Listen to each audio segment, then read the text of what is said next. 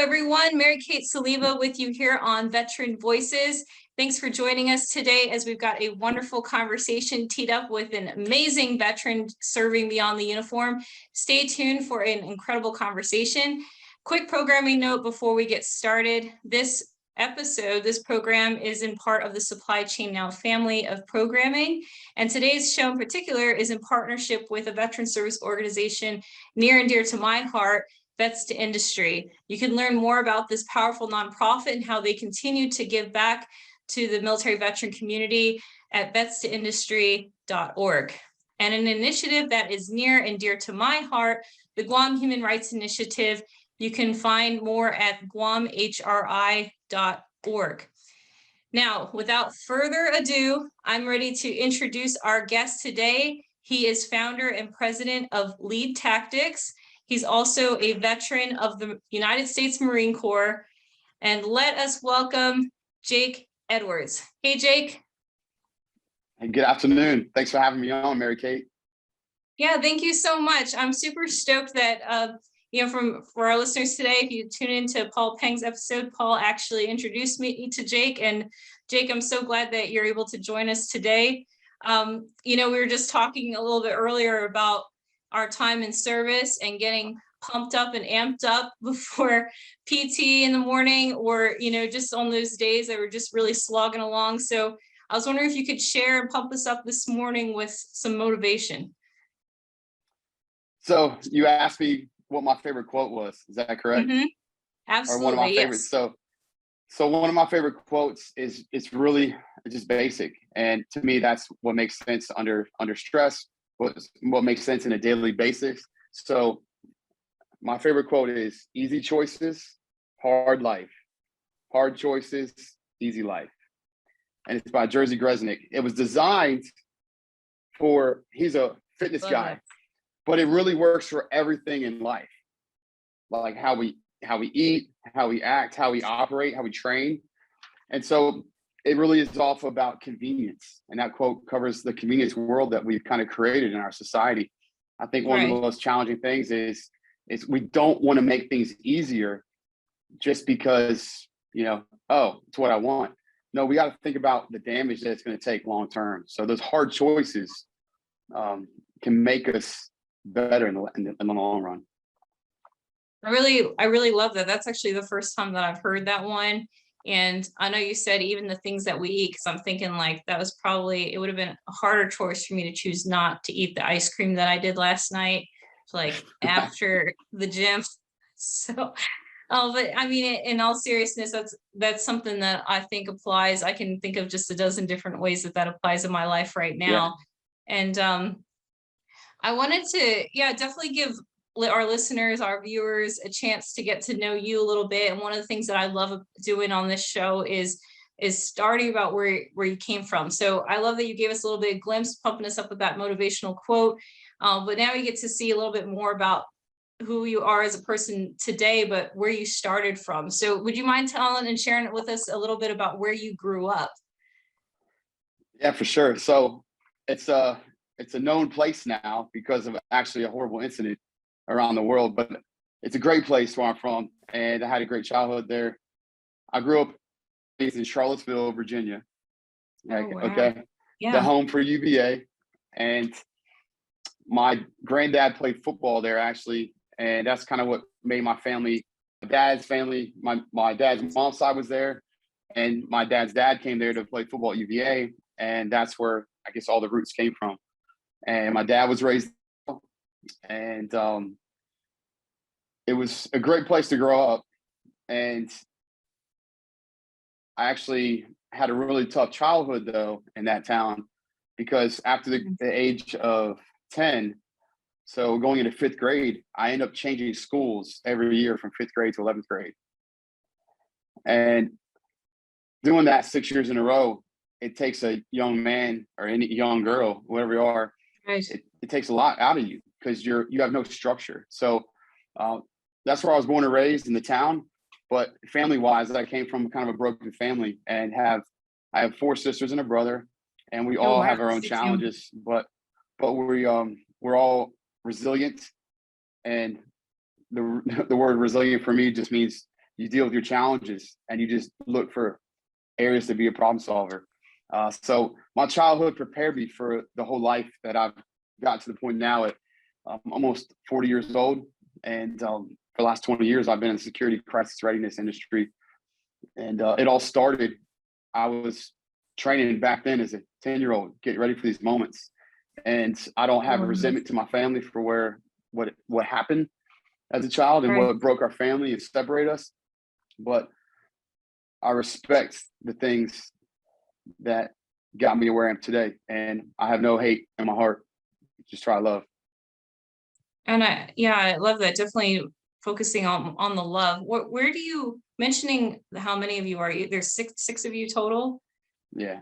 3 siblings. Where do you fall in the number? I'm number 4. I'm the youngest boy. Number 4. Number 4. So how is it like growing up? Like, I don't know, for me, I'm thinking of like the Waltons here. I don't even remember how many of them there are, but I feel like it's not as common now to have a family, maybe at least where I'm at, to have that many siblings. How was that for you growing up? I mean, it was great till I was 10, really, because we were all together. And then after 4th grade, my parents split, and then they split all us kids, and it kind of put us on a path for just survival.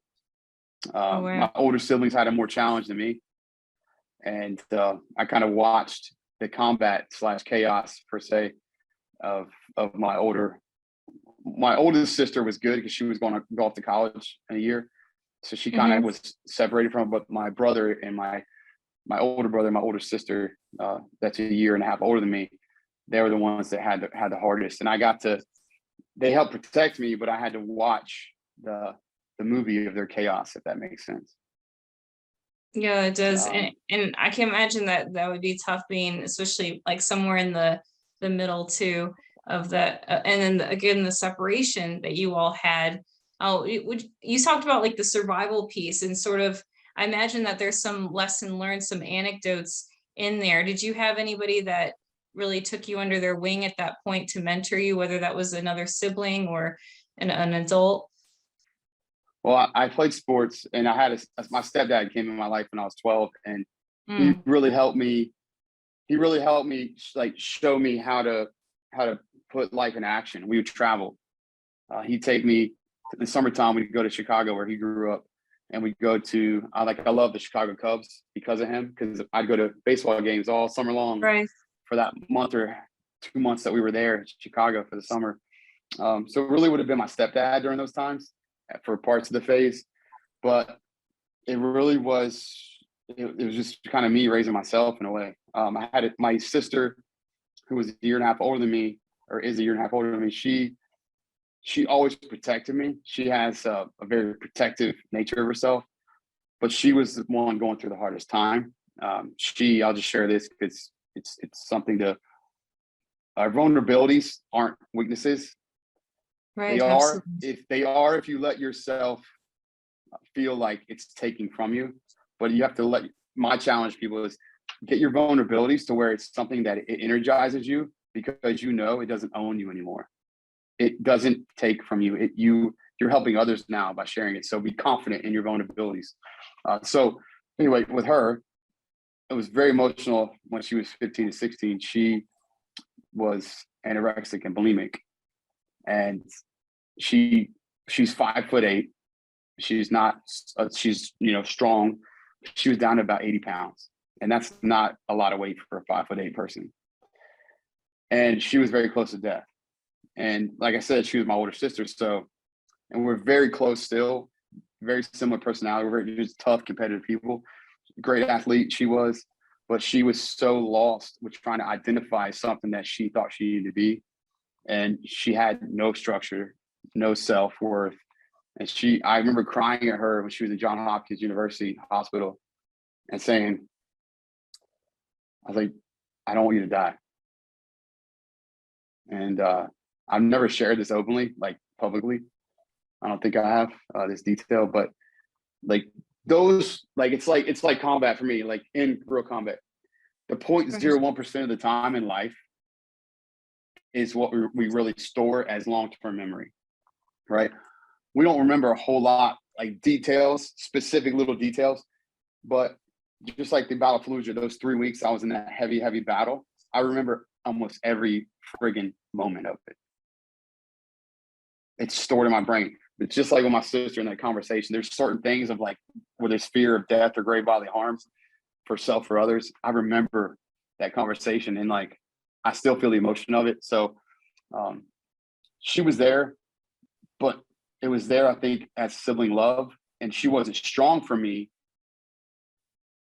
until later in life when she finally found her strength, because now she's one of the strongest people I know. Wow. Well, I really appreciate you sharing that with me today. And I think that what you just talked about and sharing the vulnerabilities, being able to, you just showed her strength too. And the fact that it was, her actions weren't just impacting her, but you and anybody else who felt close, and perhaps probably your other siblings as well. But she's someone of value, someone that you love. And to see her go through that was deeply impactful. And I keep going back with the golden nuggets that you're sharing about survival, and the fact that your siblings and you went through this at such a young age. But perseverance and strength is something that I'm also hearing in what you're sharing, and that you all were able to lean on each other. Because I can't tell you how many times I end up feeling like it, when I talk to others about hearing like it's just them, they feel like it's just themselves. But it's really that brotherhood, that sisterhood that I can hear in your voice that you had when you were younger, and you had it even once you joined the Marine Corps as well. So I really appreciate that. And your stepdad too, talking about the strength and mentorship that he gave to you at that time. I think that we all can kind of name somebody at that time that really took us under their wing. And it doesn't always have to be somebody that's blood.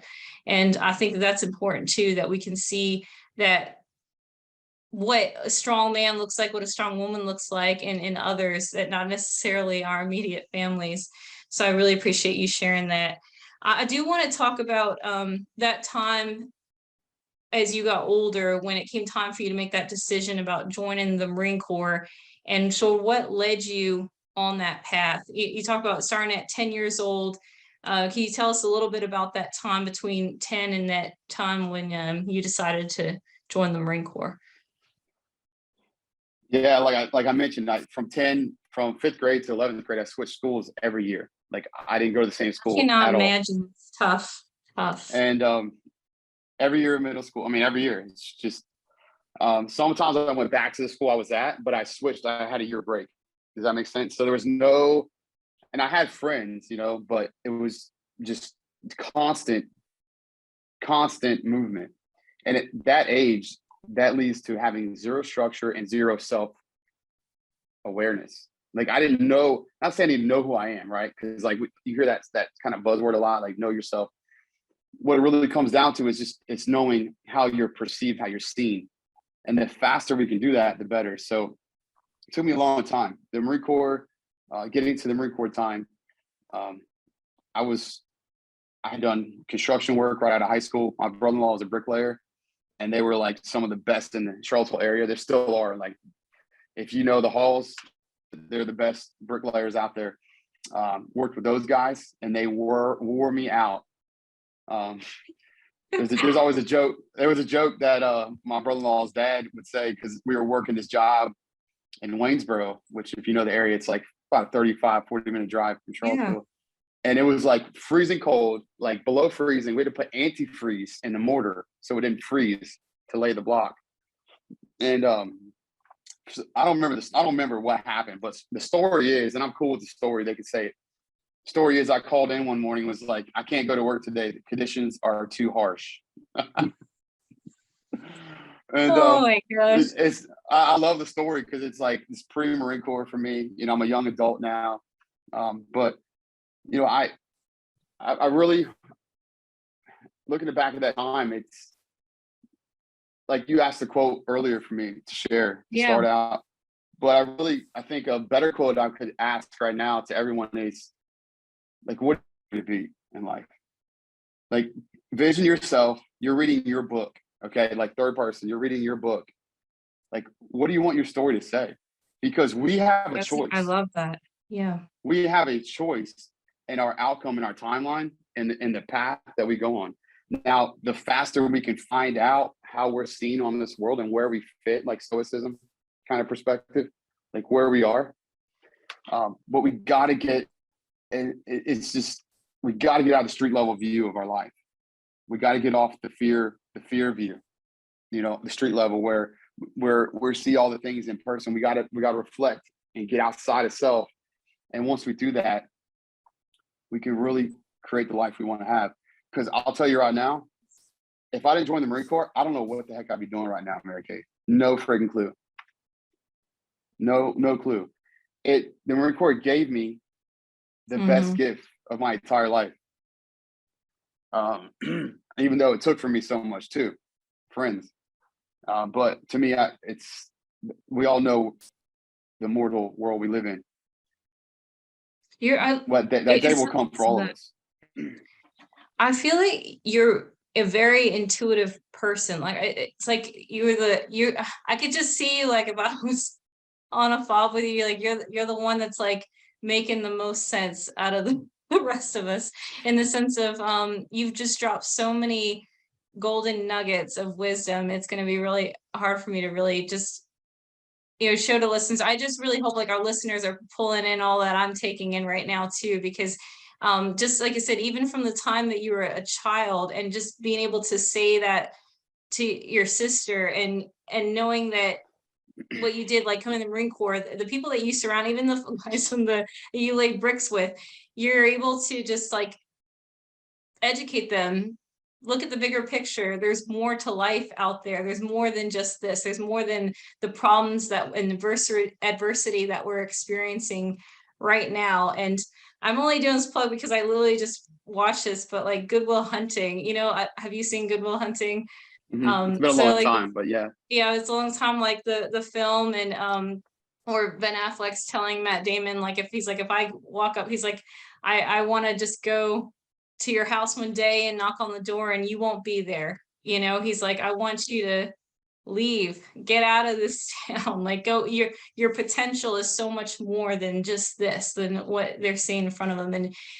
And I won't say all the things that he said after that to him about what he'd do if he didn't leave. But it just makes me think of, I could see you being him in that moment of just like letting your buddies know and the people that you care about know that there's more than the adversity that they're facing in that moment.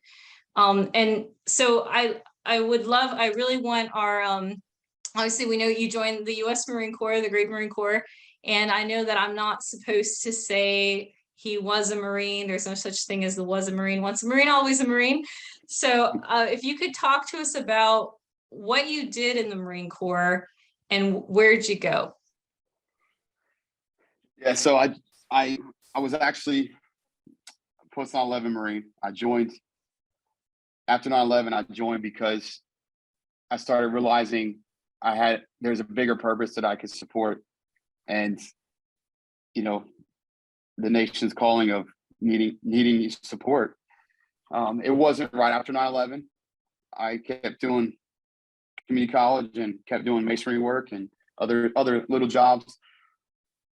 But I joined because I was just going through some challenges, had a car accident, and I was like, all right, while I still have a healthy body and still have a record that isn't going to destroy me from joining, a criminal record per se, I need to get the frig out of this town. Because if you're from Charlottesville, Virginia, it's a small town and you friggin' know everybody. So getting out of there is tough. It's a great place to grow up, great place to live, but it's hard. It's like you mentioned, it holds you in like Good Will Hunting. It'll keep you there because there are great things. It's beautiful. The mountains are right there.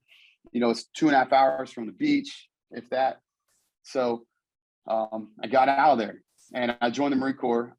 I wanted to be a military police dog handler because I love dogs. I've had dogs my entire life, and I can prove it because right now I have 3 kids, but I have 4 dogs. So you're weighing that balance there. Yeah. Told my wife we'll always have more dogs than kids. Okay.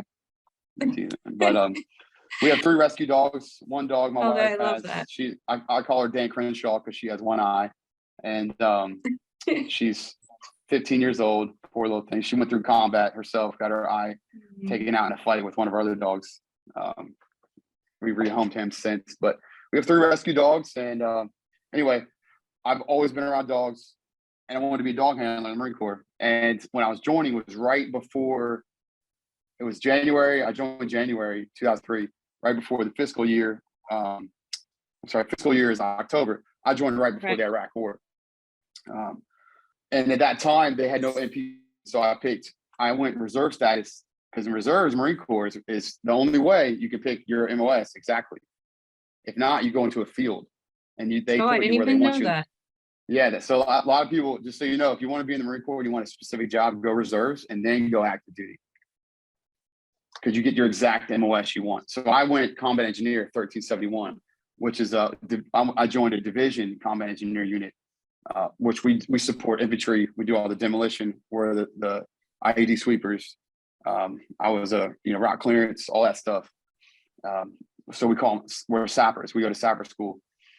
So I was a Marine sapper, and immediately I joined, and I went to my school, came back, put my active duty orders in, and we got deployed as a reserve unit immediately.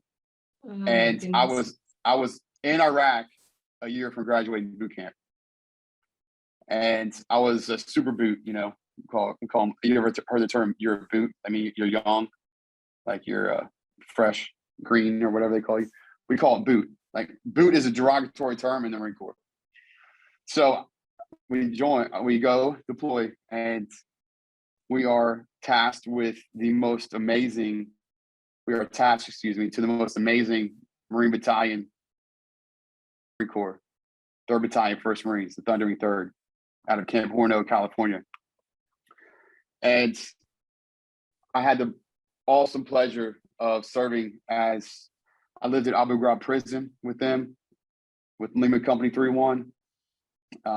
Right after that, we prepared and we served together in the deadliest battle in the entire post 9/11 war, the Second Battle of Fallujah. And our battalion was the main assault battalion. And I was a demo guy doing a lot of explosives, and I was also a saw gunner, machine gunner. And it was tough, because I can share a couple pictures with you, maybe if you want to show it on the show, to show at this point, maybe they can plug it in. But we stopped liking to take pictures, because every time we take pictures, we have less people, because guys would get killed every day or so. We were losing guys every day. We had 400 out of just under 900 folks in our battalion, around 1,000. We had 405 Purple Hearts, and we had 33 KIA. And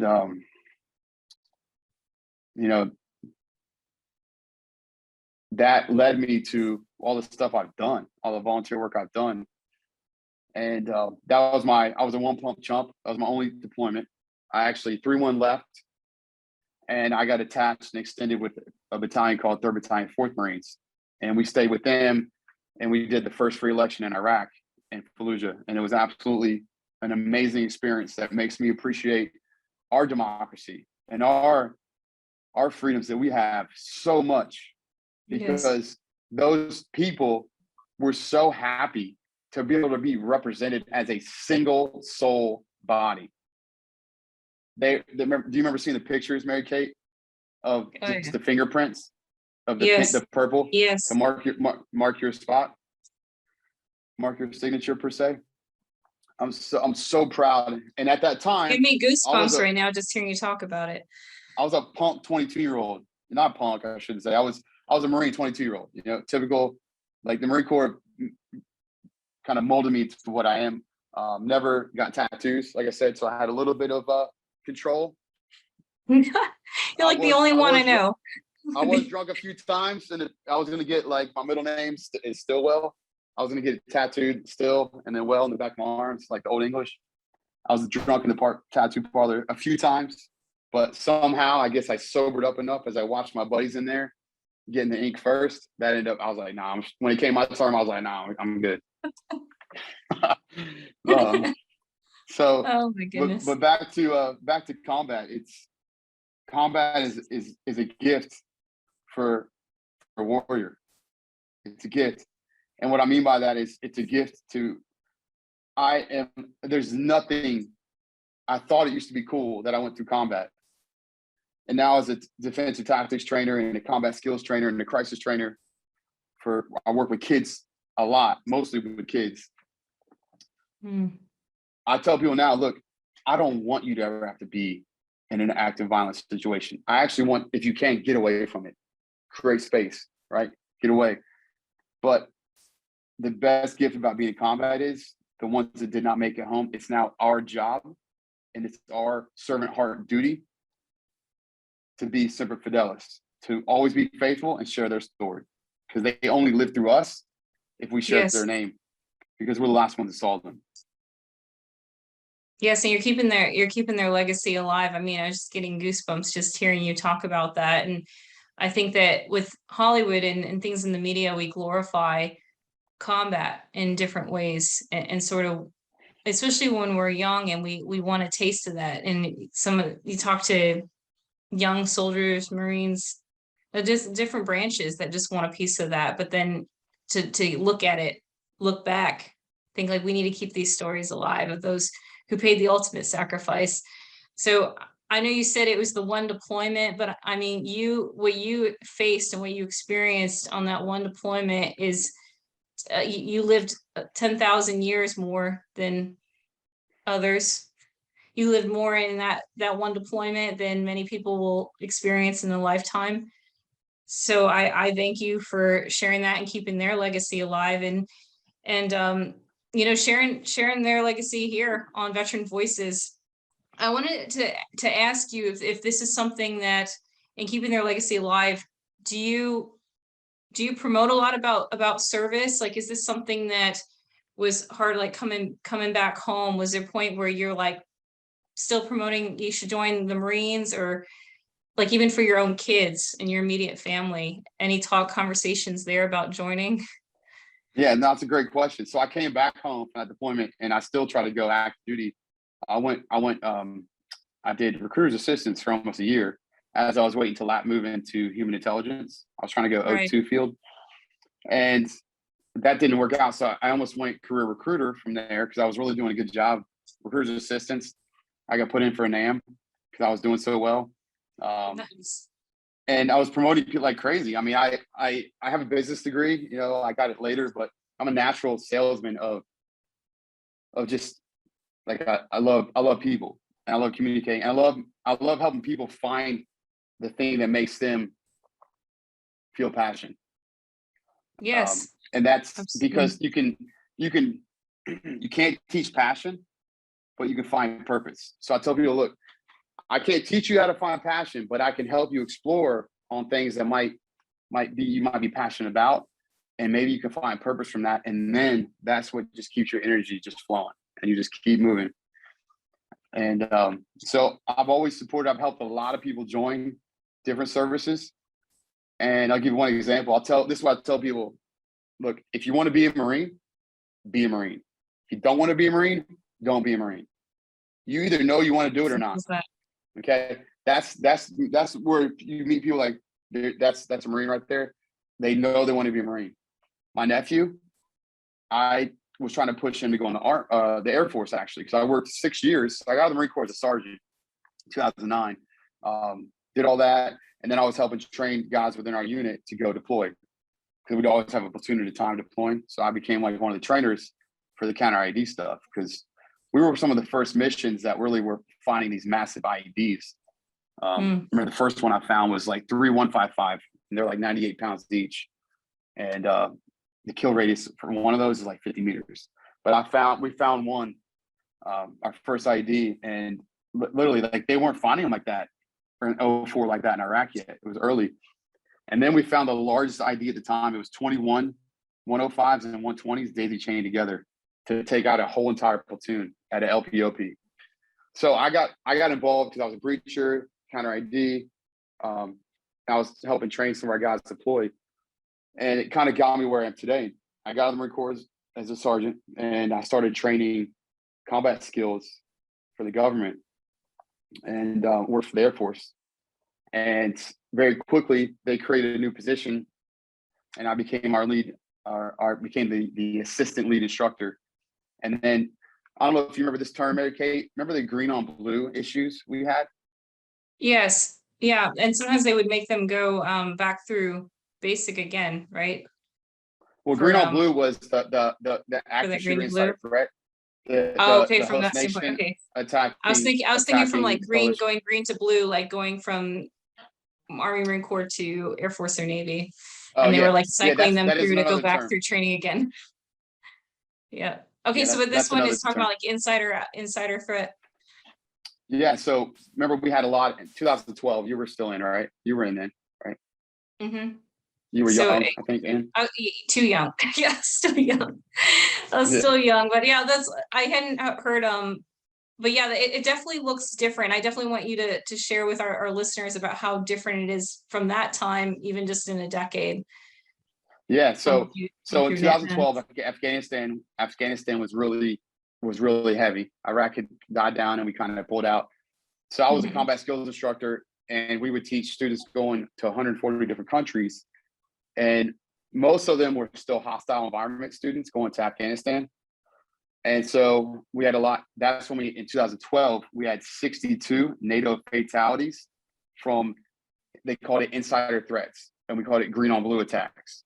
So Mm. host nation, Afghan army, most of them, or police, that would shoot and attack coalition forces, NATO. And the schoolhouse that I went to right before I got there had lost 9 advisors to one insider attack in Afghanistan. From one army colonel in Afghanistan killed 9 of our students. And he caught them off guard. They were all armed, and it was gunfights are so fast. Chaos happens so fast. Everyone thinks, and this is what I challenge our society. And by the way, I'll go all over the place because I'm just passionate like this. If you have a gun, that's great. That doesn't mean that you're going to be ready for any gunfight you might be in or any situation you might put you in. Training is an investment, and we cannot think we ever are an expert. You can only qualify to be an expert in a moment, but you can't live to be an expert. You can live to be a professional. So remember that. You're not a SME, you're an SMP, subject matter professional. So continue to develop and grow. If you have a gun, if you think you're in combat skills, whatever, that's awesome. But I challenge you to never stop being a student. You're never going to be an expert. But I say that because the active shooter insider threat programs weren't happening. And now in our own country, the term run, hide, fight, which was just something DHS did to come out with in 2013, such a big deal. And now I'm at a state conference right now as we record this. Had a great day of training. But I'm at the state conference for a couple more days. And today I was in our active assault, active attack class. And the whole vision now is like what I get to do now, teaching civilians, taking our military experience and coming back home and saying combat is not cool, right? Yeah, gunfights are amazing adrenaline, but so are motorcycles. I used to ride motorcycles a lot before I had kids. Okay. If you want to get in a gunfight, okay, please don't do it here. Go ride a motorcycle. Okay. Go freak yourself out a little bit on the mountains. But I'm telling you right now, we have to start tying in our communities and our civilians better for the violence here in our own country. So I don't want to go over I feel like I'm all over the place a little bit with what I'm talking about, with what I used to do. But I did all that work in the Air Force. I helped a lot of folks join the Air Force, the Army. My nephew, I wanted him to go in the Air Force because I worked for them, and they really take care of their people, and they want retention. And he ended up going to the Army as a 13 Fox artillery. He used to call in airstrikes. But he's out now. He's back home. And, we have to remember big picture, like when we come back home, we have to remember the community and have to accept our past. Right? We don't have to, but I challenge you to. Because once you can accept it, and once you can acknowledge that we aren't perfect, we don't need to look like a cool influencer on any social media channel, because I guarantee you right now, they might seem like they're cool in that little reel that you watch, but they put about a half day work in for probably a one reel, and overall, that's probably very depressing for them. All the work they're putting in. Go out in your community And I heard a stat today that the average American doesn't know half their neighbors in their community. Yeah, that's such a great point. And when you were just talking there, I was just thinking about how I was going through training with the Army at the time when American Sniper hit the movie theaters, and there was a group of us that decided that in our free time from the course we went to the movies, and we all sat there. And there were a couple of the guys in my team that had Purple Heart. They were Purple Heart recipients, and they got up in the middle of the movie and walked out. And one of them, he broke down and was crying, after we left. And we had asked them, of course, if they were okay, first of all, but it wasn't, what we come to find out was it wasn't actually any part of the shooting or the time downrange or any of that action. It was actually the family. It was the piece about the family and leaving the family and then trying to integrate back into home life on the return side, coming home.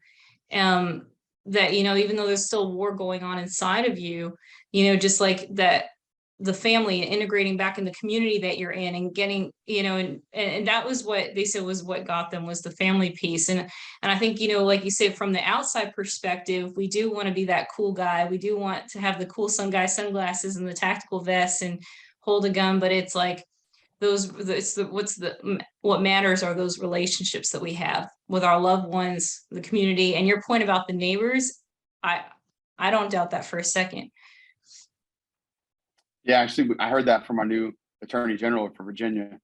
He opened a ceremony this morning with the new Public Safety Secretary, Bob Mosier, and the new Attorney General mentioned that statistic.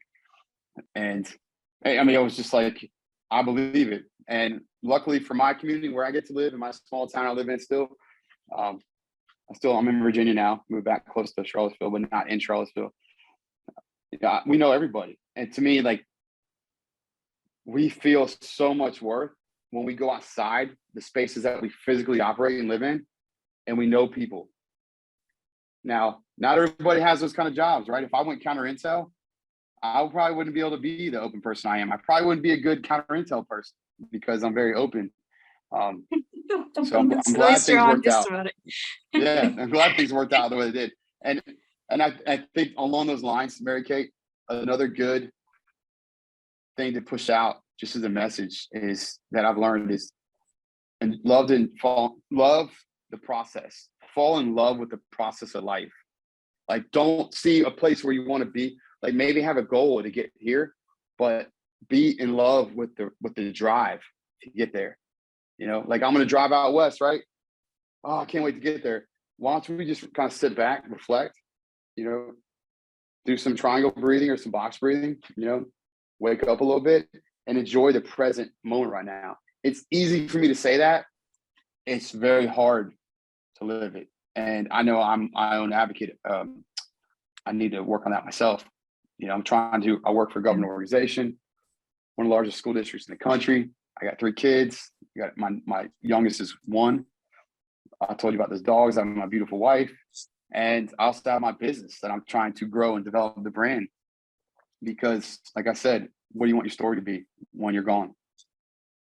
And I have to ask you, just because, I've talked to numerous veterans in the community that are serving beyond the uniform, but not all of them have an immediate family. Some of them are not married, or maybe they're single parents or whatnot. But when you got to the point where you discovered your why, this was something that had a greater purpose for you, that you wanted to do this, what was that like, getting your family support? Because this isn't, what you're doing is not something that every spouse may be supportive of, or that every family would do. And having that backing, I can tell, is like really important to you, that you're doing this not just for yourself and the community, but your family as well. Yeah, I mean, honestly, I feel it's a very interesting question you asked there, where sometimes the depth of it for me, Mary Kate, is like, wow, like I'm a trainer, like I train people, do stuff, but it's all came from my combat experience. I mean, because in the big thing now, this would get us right into the nonprofit stuff that I've done. So we lost almost 100 troops during the Battle of Fallujah at KIA for all the battalions together. It's in the battle itself. It was the deadliest month of the entire Iraq war. 141 service members killed. 100 of those were killed in the city of Fallujah. Right about 100, just under. But we've now lost more to suicide from our Marine units and that Army unit that was there from the battle than we lost in the battle. We lost more to suicide now from those units. And I read the number the other day, 30,000 post-9/11 troops have taken their life back home.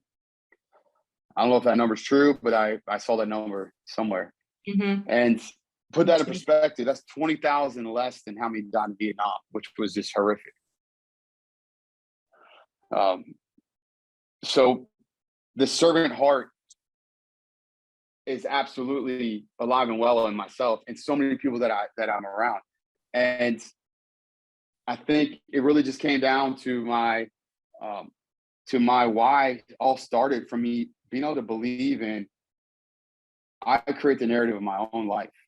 No one else is going to get me there. People will help you, but no one's going to get you there. And so I've always been the kind of person where I want to build a strong foundation wide. And if it's got to be one block at a time, one day at a time, that's fine. But I've never been a sprinter when it comes to achievements. And I think what we should try to do for ourselves is ask ourselves, be realistic about this. What does anybody out there in this world owe us? What does anyone else owe us? I'm gonna tell you, they don't owe you a single thing. Have zero expectations from any other person. So to answer your question about others that don't have the family, don't have this, have zero expectations from anybody else. But live that servant heart where you are literally watering plants that you will never see grow. You know, like those quotes about the trees and shade. Water plants that you'll never see grow. Because I'll tell you right now, the evil in this world exists. The evil in this world will always have a say. But if you want to bring strength and courage to this world, a lot of stuff that our service preached for us, if you raise your hand for the unknown, that I call that one-way lotto ticket for the unknown. Yeah. If you did that, remember, nobody picked the path that you were going to take you on. You offered your life, raised your hand and said, take me where you need me. I'll buy a lotto ticket to be on this team. That's powerful. I just love the country. Love the country yes. that we wore and we represented. We wore the cloth of our nation, right? Army wears it on your sleeve. Marines, they used to call it slick sleeves. We don't wear flags. Yeah. But that's the cloth of our nation. And it's a friggin' honor to wear that. So many, like right now, our military is having such a struggle to find service members. But guess what? If I can't go back and fight, why can't I help support and create the next generation to be the better warriors? And I'm telling you right now, I'm making amazing warriors and our little ninjas now. These kids I get to train, I'll share some pictures with you. These kids, why would a kid in the middle school, I trained 1,200 kids in one day a few months back. Why would a kid ask a bald-bearded old guy for his autograph? Because I told all these kids in the 3 hours I was there, I rotated 6 different lunches and talked to 1,200 kids. I told them, I'm not here to be your teacher. I'm not here to teach you English, Spanish, math, whatever. I'm here to help train you skills that if you need to survive one day, they're going to support that. And they friggin' loved it. I teach them the difference between, why would we sit, like any teacher out there, anybody who works in a school, whoever has, or community center that has kids around, don't ever train your kids to hide in front of the door or where the door will be exposed, right? Let's say the door is open and you can spray water in there without having to come in. Imagine that being bullets instead. Where would that water go? That's where bullets would go. So stay away from we call it the fatal funnel. Don't let them sit down in the fatal, in the away from the fatal funnel, have them kneel. So I teach the kids to kneel because now they can jump up and move fast if gunfire starts coming through that door, if they had to move, right? So a lot of schools still teach kids to sit down in the corner and wait for another predator. That's that tactic. I Mary have to Kay, has ask anybody you, ever taught you that? Go ahead. yeah, I have to say that, and actually thinking back on it, there wasn't, I went to a lower funded school. I'd say a public school, not a lot of kids. I remember even in my elementary class, I think there was less than a dozen of us. So it wasn't that many, but I can't even recall going through that training. The only thing I remember is actually going through fire drills. But like you talked about before, about like where you get desensitized to it. Whenever the fire alarm would go off, we just like get up and like, oh, here we go again. Like we don't know if there's really a fire or not. But I wanted to ask, because now you've really piqued my curiosity with kids. Do you find that it's easier? Because, and I haven't read studies on this. I really don't know, can't speak from expertise by any means. But as far as kids, imagine that kids, we learn fear. I feel like over time, like it's something that we get more fearful and afraid. But with kids, like you mentioned, little ninjas, I'm thinking like they're still at the point where they're just fearless and they're karate chop somebody. But do you find that they are fearless and perhaps easier to train than your adult students? It's a great question. They absolutely are. And the reason why is because it's like adult, like I actually came from the adult learning side. Adult learners, right? Whole different game, whole different ball game. Adult learners have a resume. They have time on the saddle. They have a perspective. Kids, it's a fresh, clean slate. So you don't have to unlearn to then relearn, if that makes sense. Yes. So with kids, it's a great question. I love how you asked that. You really made me kind of see it a different way. And I'm going to use that to help challenge the teachers. Where are you actually hindering your kids from their own fears? Yes, yeah. Correct. So here's the thing with fear. Fear has kept humans alive, mammals, right? Fear has kept humans/mammals alive for a long time. Fear is a natural thing. There are things I naturally fear. I hate snakes. Absolutely hate them. I grew up in a place where they're all over the place. And I lived on a farm for a little while. And we had a few acres when I was a kid. So there'd be snakes. Always hated snakes. And then as I got older, like I went through combat and all this, I still didn't like snakes. And I started realizing, okay, all right, how can I remove the emotion, right? Because that's the big thing. I talked about street level. Street level is the emotional world we live in. It's the physical. It's like a video game. It's like you on the ground, right, moving. But third player view, or whatever they call it, third person perspective, that's where you can take away the emotions and you can see yourself and watch your movie from ahead. So with snakes, I had to start literally, I'd see a snake. And I remember a perfect example. I was running trails close to my work. I was working night school security to make extra money while my wife was finishing her OT degree.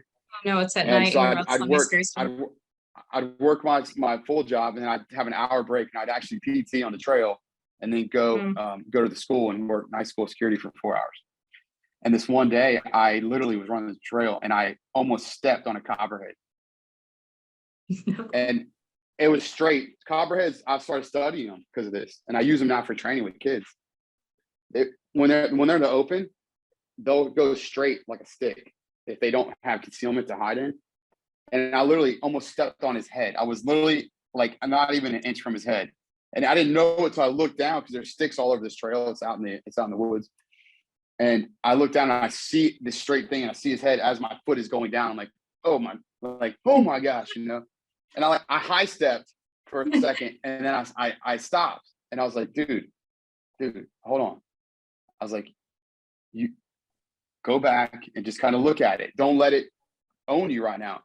So I learned how to, in that moment of emotion, Mary Kate, and this is my challenge to people, respect your fears in life. I went back and I stood by that copperhead.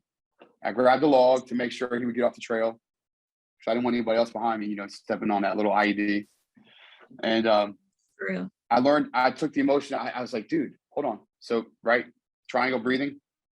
in Yes. for 4 in the nose, hold for 4, out for 4, like combat breathing, similar to combat breathing. And I literally I removed the emotion, and I was like, I'm not fearful of this thing. I respect this thing's capability. So to me, like that's all it is. Your fear is you respect something's capability and what it can do and the power of it. And so I've learned to use that, and I use that for training for kids. And I've learned how to talk to staff members, teachers, and I help them learn to unlearn the fear of this thing that you don't control. And let's talk about, what do I control in this moment and what don't I control? And I'll go through these things and I'll say, look, the controllable items are what we can focus on. The don't control, uncontrollables, are the things we need to accept and learn how to respect the capability of why we can't control it and why it might fear us. And it's tough, because I came in this district, they weren't teaching defend options, run, hide, fight, avoid, deny, defend tactics. I came in and brought my military skills from the combat skills training I was doing for the Air Force and the DoD civilians, and I built this national program for our school district, and it's amazing. And we're the top 30 school district in the country in size, and I'm getting a lot of recognition, not just there, but also do a lot of stuff on the outside. I had a defensive tactics What made camp you last want to month. give back? What made you want to do this? To give back, especially for kids, like all the Great question. work that you did. Mm-hmm. Part of it was, when I was an active shooter inside a threat instructor, I would have to write incident reports on things that happened for our students, to like relevant, current events. And I remember Sandy Hook, when I wrote that report, Yes. I was like, oh my gosh, I remember just that one. So many others I can name. Mm-hmm. Fort Hood had 2 incidents. And my mom's a retired kindergarten teacher back in Charlottesville. Mm-hmm. And I remember when these drills, you mentioned fire drills, when the other drills nationally in around 2004, the active threat or intruder drills started coming out, and they started using the term lockdown, which I mentioned earlier. It's a term that doesn't work for a violence situation when it's in your space. It works if it's outside your space, right? If it's not in your environment, you can secure the base, right? To me, that's what lockdown means, secure the base, right? So a lot of districts use the term secure the building. If it's an outside threat, not in the vicinity of the school, secure the building, don't let anyone out, and outside activities end, but you control that building now. If it's violence on your site, that's where you can go into an active violence response, but it shouldn't be locked down, because imagine being in a gunfight in the cafeteria when we were at the chow hall, right, deployed. Would locking down even make sense, Mary Kate? No, because the fight's there. There's no. No, and I like how you mentioned earlier about like the entry too. Like you never just run into. And I'll give like an example. Literally, just a few weeks ago, I was at the gym, and all of a sudden, some of the trainers were blocking the door, and they wouldn't let anybody leave. Like I saw this little woman trying to leave the gym, and they wouldn't let her leave because it turned out that there was an active shooter next door at the mall. And they were trying to funnel everybody. They had turned half the lights off in the gym, and they were trying to funnel people into the locker rooms. There was only one way in the locker room and one way out, and the lights were completely off. And I looked and I said, I am not going in that locker room. I mean, literally the other side of the gym, that back gym had a couple exits that way, and there was a way to go around back to where people's vehicles were at. But I couldn't believe, like, even in that situation, like, it didn't, at that point, it's like it didn't matter how big, like, these were like big bodybuilder dudes that were like blocking the door. And just so what you were talking about earlier with the training about that one access point just makes me think like I wouldn't want to be there. And people get desensitized, and we think we sort of just like stop and freeze and wait for somebody else to tell us what to do. And just blindly follow where everybody, the herd's going, instead of trying to think like you're trying to get folks to think. Yeah, well, it's funny, today in the conference, I told you I'm in this conference, I wrote in my notes after one of the instructors was talking, and I wrote in there, just for notes for me to help, add to my lesson plans, I wrote, evil picks the time and place, right? We can't always prevent. Evil picks the time and place. What we can do is pick how we prepare to respond. Just like in that's why I'm so passionate about combat veterans coming home and saying the problems we have right now, we are the problem solvers for this. What we saw over there, okay? And it was a place they weren't evil over there. We were trying to help those people, those Iraqis that voted, that marked their finger. Those are the people that I remember at the reunion, at the 15-year Battle of Fallujah reunion that I planned, coordinated, and fundraised for. And I did it all myself, had some help along the way, but it was all my vision. And I'm not taking all the credit for that. I'll give credit to my buddy MC, Mike Detmer, the Allens who helped out volunteer in my golf tournament, Leslie, some other folks. But I was the only one, my buddy JP, my wife, and my uncle, rest in peace, who's no longer with us. They helped me while I was going through the planning part when no one else believed that I could do it. Literally, people told me, dude, you can't do this. I was like, what? You don't freaking tell me that. Because that makes me have more energy now. Exactly. Like now, I'm going to grab you and drag you as I do it with me. So I literally, in less than 3 months, it might have been in less than 2, I planned fundraise a golf tournament with a charity. And the cool thing was I got connected with General Coleman, Marine 3-star general, retired general. We were on the same board together for this nonprofit called Azalea Charities, which they've actually closed their doors. I think COVID wore them out. There were a lot of older folks in that charity, and doing Zoom for them, they were like, this is terrible. So they ended up closing the charity down. And great charity though, loved the mission, supported them as much as I could. But I met General Coleman at a golf tournament in 2018, and we talked about the Battle of Fallujah. They have it called, there's a memorial that they're building at the Marine Corps Museum called Fallujah Rendering 2. And it's actually got my battalion commander, Colonel Willie Buell, his quote on the wall where it says, the most deadly that I've ever seen. Like just a basic quote. And we were talking about the exhibit opening up. It's the last exhibit to open at the Marine Corps Museum. They've been working on it for a long time. And he was like, yeah, it won't be ready. It might be ready here. So I told him when I was trying to plan this reunion, and this is going to be the next year, 2019, which is our 15 year.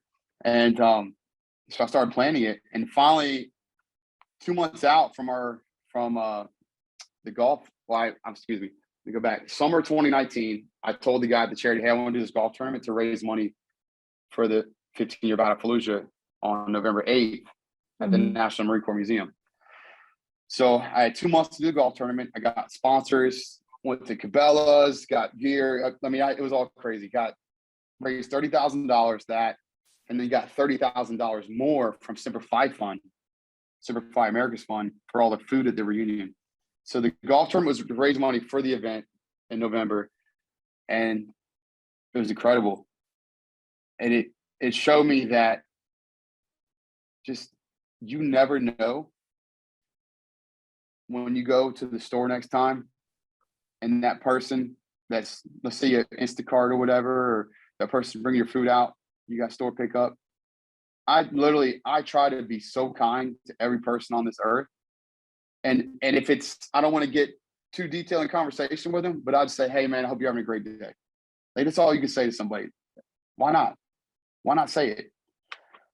You never know how that person might be supporting you and helping you a week, 2 weeks, a month down the road. That's true. But what it does, you might have been that one moment for that person's day where they didn't lose their own, you know what? Yeah. Or they had some faith in humanity. Like, you know what? That dude was pretty cool. Like he didn't need to do that. Or like someone in the service industry. I always ask if places have military discount, food places. And if they do, I take the discount because it's from the owner or the corporate, and I give it back in a tip to the people who serve me and with more. And I say, hey, your bosses just gave you more tip.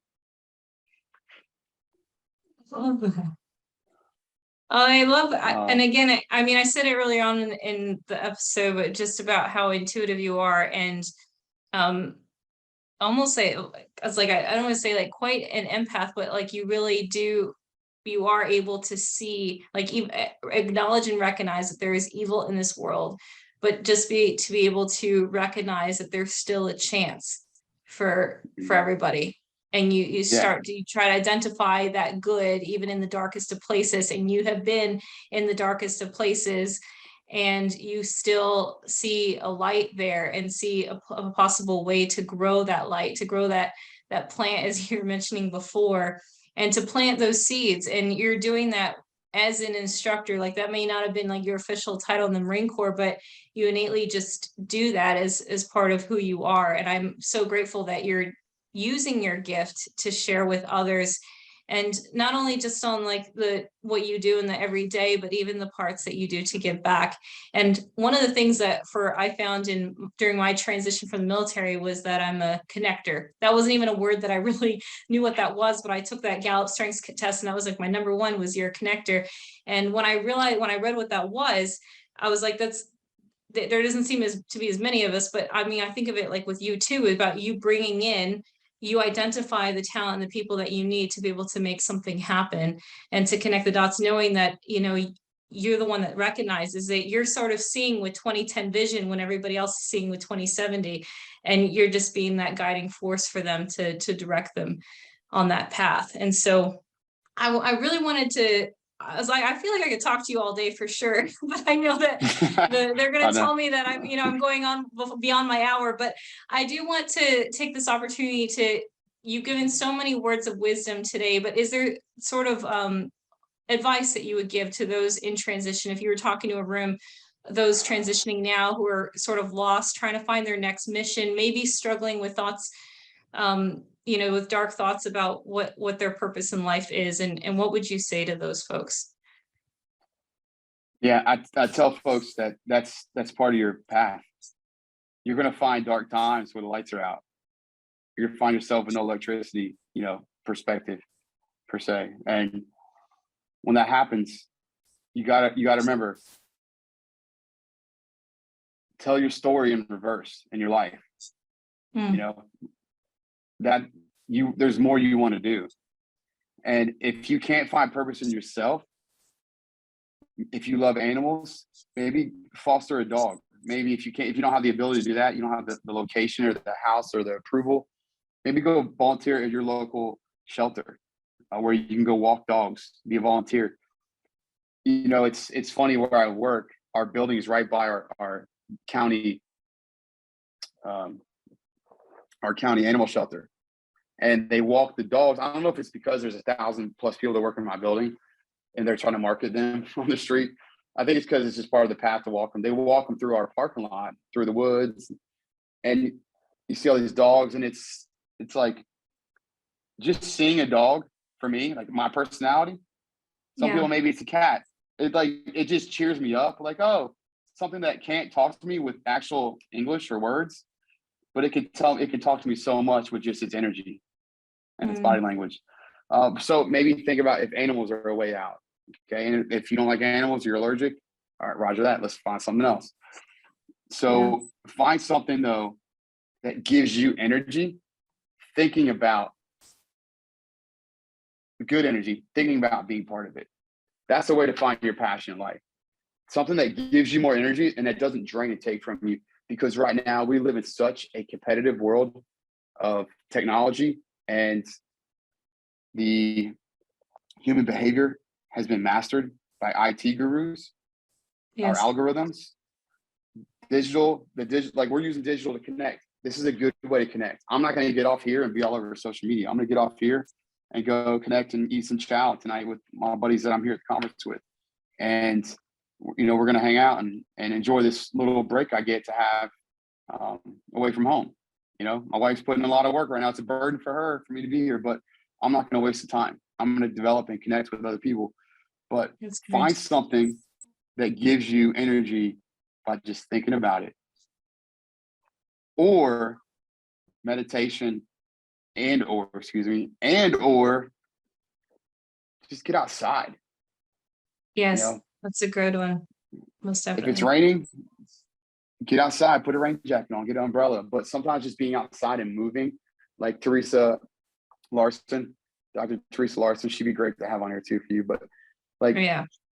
Movement RX, that's her whole business, is all about movement. Like, our bodies are meant to move, right? And if you have challenges with your body, with physical ailments, okay, her job is to literally find you options. She's a PT. She's like, I'm going to She's help you great. figure out how you need to move. And it's funny, my wife's an OT, and I've actually had them on the phone one time. But like, it's just so interesting to. There's so many layers of what we can do out there for that question. But I want to follow with one last story, Mary Kate, about the reunion that I planned, because that's the I've done 5 big events. 3 of them were nonprofits in the last 3 years. But it's all about composure, holding frame, and making the movement for or working on a relationship. So I looked at the website for the National Marine Corps Museum. They said they were going to have the museum ready by November 2018. So I'm promoting an event. I was like, cool, roger that. I'm not going to challenge their information. I'm going to say, roger that, it's going to be ready. So I was promoting my event. Hey, we're going to have our National Marine Corps Museum with the new exhibit. And they did. I showed you that Marine Corps Times article came out. The Military Times article came out. A local community article came out, Prince William Times, and Prince William Living. And the Marine Corps Museum saw the article. Someone had sent it to them at the foundation staff, and they reached out to me and said, whoa, time out. What are you saying? What are you telling people? This exhibit is not even close to being ready. And I was like, what? Look at y'all's website. It's marketing that it's going to be ready. And they're like, oh, that's a mistake. So we had to unlearn. We had to remove what we had put out. And they were like, you can't tell people this. You got to fix this. So actually what happened was, they said, why don't you come down here and meet with our ops chief, basically. And their ops chief is a retired Marine. I feel bad, I can't remember his name. But we didn't have a great conversation at first. When I first met him, he had this like, almost like a ops chief type gunny look would have, gunny in the Marine Corps. Yeah, I know that. Sergeant, yeah. Looking at me like, who the frick are you? And what the heck are you putting out?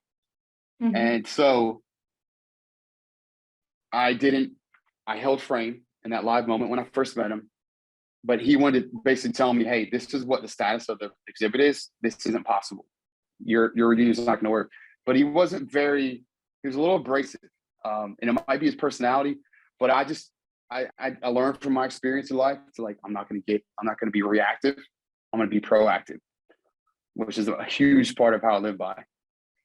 So I accepted. I tried to hold frame, and I respected him. I respected his position and his way of communicating, even though it wasn't like, I didn't enjoy having to take this kind of conversation from him. It wasn't very good, but I went through it. He took me on a tour of where the exhibit's going to be, and I got to see all the artifacts and all this stuff. Is so cool. And I think he did that for me because I was just calm and I didn't react. And after that tour, he took me off for like over an hour. I got to see where everything's going to be in this new exhibit. It's just not ready yet. He said, look, General Natonsky is on the board for this exhibit in the museum. And I was like, are you serious? He's like, yeah. I was like, well, he was our division commander for the Battle of Fallujah. He planned the entire battle, basically. He's like, well, I'm going to connect. He's like, I'm going to connect you, give you his number and connect you with him. And so General Natonsky and I got lunch locally. He lives really close to where I work. Great guy. Had an awesome conversation. He found out what I was doing. He said, here's what I'm going to do. He's like, look, Jake, our veterans need this. He's like, you're right. The suicide's off the charts right now. He's like, honestly, 5-10 year, that's the big numbers for reunions and stuff. He's like, it's 15-year reunion. He's like, we haven't even thought about it really, And so he connected me with Sergeant Major Kent, who was the 16th Sergeant Major of the Marine Corps. And then I also got connected with Colonel Shupp, who was the regimental commander for us in Fallujah. his nickname was basically he was the mayor of Fallujah. He was doing everything operational. So the Marine Corps Museum and the foundation staff found out that that article came out, and they asked me to have a meeting with them about how the reunion is going to look. Because what I did was I planned a whole entire battle reunion, not just my Unit 3-1, but for 3-1, 3-5, 1-8, 1-3, and Army 2-2. All the main battalions that were part of the battle for the invasion of that battle. And we literally had over 360 people there showed up. And for some of the people, Mary Kate, I paid for their entire travel because they couldn't afford it to be there. And I got them a hotel room to stay in for that money I raised. Wow, that's incredible. And let me back up real quick for that one. It was amazing. And I'm so glad I was able to do it. I had to go to my last meeting for the foundation staff before the event to check on status, because they heard that there was going to be up to 500 people there, and they were like, you can't handle those numbers. The auditorium where we were going to have our presentation part of the reunion can only hold 360 people. So they were like, we need to meet about this. How are you going to control people coming in? So I was like, look, I have an Eventbrite registration. If they're not on here, they ain't coming in. And so I go to this meeting, and I asked Colonel Shupp to help me out. And he shows up with him, and he's on my left, and Sergeant Major Carlton Kent, 60th Sergeant Major Marine Corps, is on my right, and we're sitting at a meeting together. The last time I saw those guys was in Fallujah. The only time I ever saw Sergeant Major Kent in person was my first meal leaving the Second Battle of Fallujah to go pick up our reinforcements and go shower for the first time in like over a month. We stopped at the Camp Fallujah MEF headquarters. He served our chow with General Natonsky that night and General Sattler. Wow. That's the last time you saw him. Wow. And then to be sitting right next to him. Goodness. And he literally took over. If you ever heard him talk, that guy owns the room. He took over and said, look, he said, foundation staff, I want you all to understand, this Marine right here, he's doing this out of his servant heart. Yes. He's not trying to cause any trouble here. He's trying to make these warriors come together. And they literally shut up, and it was just complete silence. And it was, okay, let's just figure out the last few things. This is gonna work. And my whole challenge of that to anybody is, there's nothing cool about that. That's just an amazing opportunity I got to have in life, and a cool little story to tell. But it all came from something very basic. I tried to control my emotions. I held frame. I guess I did a good job of controlling my emotions. And someone gave me more than they needed to. But I still, like I said earlier, I still had zero expectations for anything. So if we can do that, if we can master ourselves, right? Control our emotions, have zero expectations, but live with a servant heart, it is unstoppable of what passion and purpose you can find in life.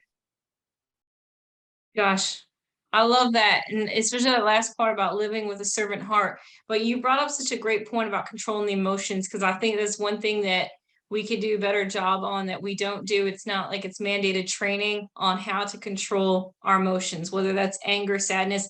It's like we come from all walks of life, all different types of upbringings from across the country. Some grew up in the city, some in the country, and they come and join the military, serving side by side, but we're not taught necessarily like how to really cope with that stress. Like, we know we're going to Charlie Mike, we know we're going to continue on and get the mission done. But as far as like, even you mentioned earlier about like coming home and still having that war raging on inside of you, being able to be like, you brought everybody back together to be able to have that camaraderie, reconnect with people that they hadn't seen in years, but you all had that common bond of having served in the same place, having walked in darkness in the same place, the same time, and being able to share that moving forward and continuing on the legacy, like you said, of those who paid the ultimate sacrifice.